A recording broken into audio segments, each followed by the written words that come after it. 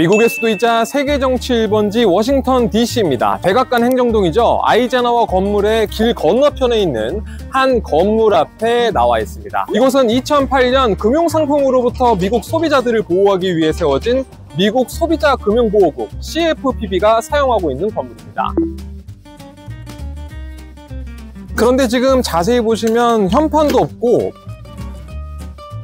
문에 붙어있는 로고 스티커도 모두 떼어져 있어서 언뜻 보면 어떤 곳인지 모를 정도입니다. 도널드 트럼프 미국 대통령이 일론 머스크 테슬라 CEO에게 맡긴 정보 효율부 도지의 연방정부 구조조정 광풍이 이곳 워싱턴 DC를 휩쓸었는데 이 기관 역시 그 광풍을 피하지 못한 것입니다. 오늘은 연방 직원들을 떨게 만든 트럼프와 머스크의 구조조정, 그 나비 효과를 이야기해 보려고 합니다. 오랜만에 인사드립니다. 채널A 최주현 워싱턴 특파원입니다.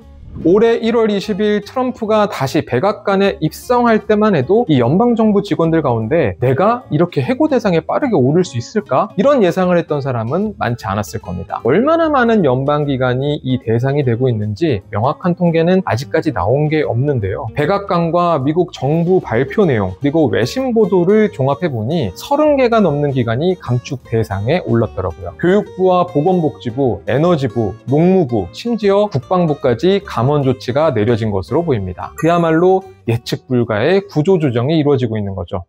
그렇다면 머스크의 폭주를 피하지 못한 전직이 돼버린 연방 직원들은 무엇을 하고 있을까요? 수소문 끝에 99%의 감축률과 함께 사실상 조직이 와해된 미국 국제개발처 USAID에서 해고된 직원과 직접 이야기를 해볼 수 있었습니다. USAID는 미국 정부의 대외 원조와 개발 협력 정책을 주도해왔던 기관인데 개발도상국의 질병 퇴치나 빈곤 퇴치 등에 적극적으로 나서왔던 조직입니다. 해고 통보를 받은 당일에 대해 물어봤는데 이렇게 묘사했습니다. My contractor sent me an email and said to return home, to stop all work. You'll be provided more information, but essentially today is your last day of work. I wasn't able even to get out of the office using my badge because my badge had already been shut off. 셀레나 씨는 USAID 기술팀에서 일을 했다고 하는데 지난 1월 말 해고 통보를 받을 당시 70명 정도가 동시에 같은 내용의 이메일을 받았다고 합니다. 업무 중단 명령과 함께 무급휴직 처리를 우선적으로 받았는데 이 점을 가장 힘든 점으로 꼽았습니다. 몇 달간 급여를 받지 못하는 것은 물론이고 의료보험 같은 기본적인 복지 혜택도 순식간에 중단되다 보니 생활 자체가 어려워진 것이죠. 아르바이트와 구직 활동을 닥치는 대로 할 수밖에 없었습니다. I did not have income from USAID or for my work with USAID since the end of January. So I have been like dog sitting and babysitting, dog walking, babysitting in the job market, and actually just accepted a job which will start soon. I know that I'm the only person that I know who has gotten a job. 갑작스러운 해고에 소송을 거는 사람들도 있고 거리에서 이 고용 불안을 호소하며 시위를 하는 사람들도 있는데 워싱턴 DC 거리를 걷다 보면 이 연방정부 해고 직원들을 임시 직원으로 뽑겠다 이런 공지를 붙이고 있는 식당이나 카페도 볼 수 있을 정도니 그들의 삶이 얼마나 팍팍해졌는지 알 수 있는 대목이죠.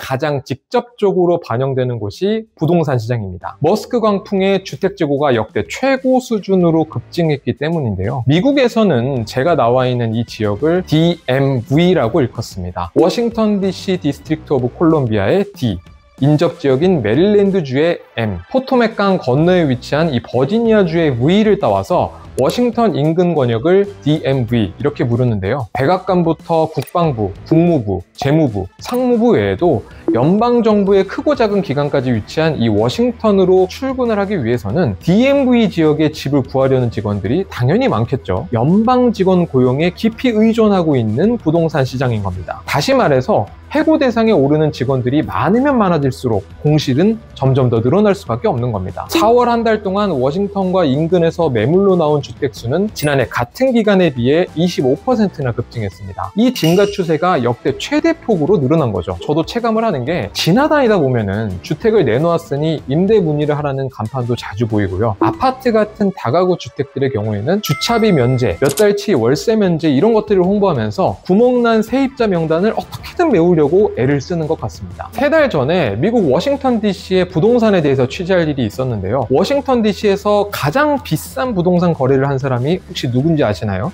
바로 트럼프의 최측근이자 미국 상무부를 이끌고 있는 하워드 러트닉 장관입니다. 2,500만 달러, 우리 돈으로 300억 원이 훌쩍 넘는 금액을 내고 집을 샀는데요. 트럼프의 상무장관으로 인선되기 직전에 산 것인데 당시 제가 직접 그 부동산 매물을 관리했던 부동산 중개인과 이야기를 했을 때만 해도 지금 워싱턴 DC의 부동산 시장은 그야말로 트럼프 붐이다, 이런 표현을 썼습니다. 그도 그럴 것이 러트닉 외에도 트럼프 관세 정책을 이끌고 있는 스콧 베센트 재무장관과 제이콥 헬버그 국무부 차관, 로버트 케네디 주니어 보건복지부 장관 등도 고급 주택들을 매입하면서 그야말로 최고 호황이 오는 것 아니냐, 이런 예측이 있었습니다. 하지만 이제는 분위기가 너무나 다르죠. 머스크와 도지의 영향력에 억만장자들의 광폭 행보는 이미 잊혀진 DMV 지역의 부동산 상황입니다. 트럼프 취임 한 달 뒤에 열렸었던 보수 정치 행동회의, CPEC 행사 기억하십니까? 이 행사 자체를 모르는 분들도 많겠지만 머스크가 전기톱을 휘두르는 퍼포먼스를 보여준 것은 한 번쯤 보셨을 겁니다.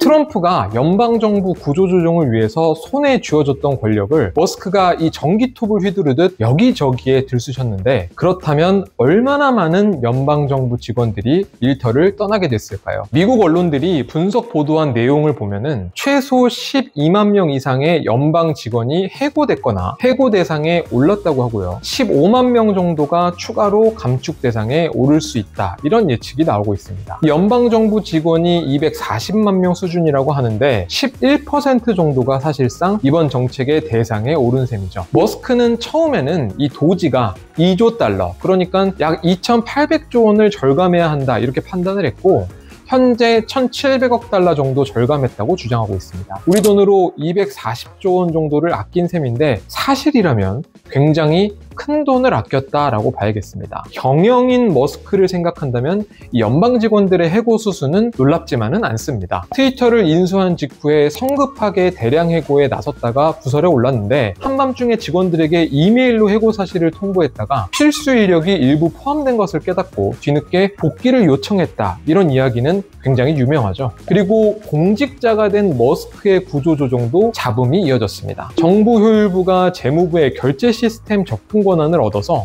정부 지출 내역을 샅샅이 뒤져본 일이나 미국의 핵무기 관련 국가안보 필수 인력 300여 명을 정리해고하면서 월권 논란과 실수도 이어졌죠. 앞서 보여드린 대로 이 워싱턴 DC 인근에 공실이 많아지면서 부동산이나 상권 침체 우려가 나오는 것도 있지만 무엇보다 이 방식에 대한 평가가 엇갈리고 있습니다. 그러다 보니 이 법원이 잇따라 연방정부 직원 정리해고에 대해 제동을 걸거나 복직 명령을 내리기 시작했고요. 일각에서는 정부 효율부가 공개한 자료 중에 일부 오류나 검증되지 않은 내용도 있다, 이런 주장도 나오고 있습니다. 트럼프가 꿈꿨던 이 연방정부 효율화가 강제로 잠시 멈출 수밖에 없는 상황이 되고 있는 거죠. 자연스럽게 취임 초기에 이 트럼프의 최측근이자 실세는 머스크다, 이런 분석도 조금씩 사그라들면서 머스크 스스로도 이 연방정부 구조조정의 최전선에서 물러나 경영인으로 돌아갈 시간이 얼마 남지 않았다는 점을 밝히고 있습니다. You know, they say I wear a lot of hats, and as you can see,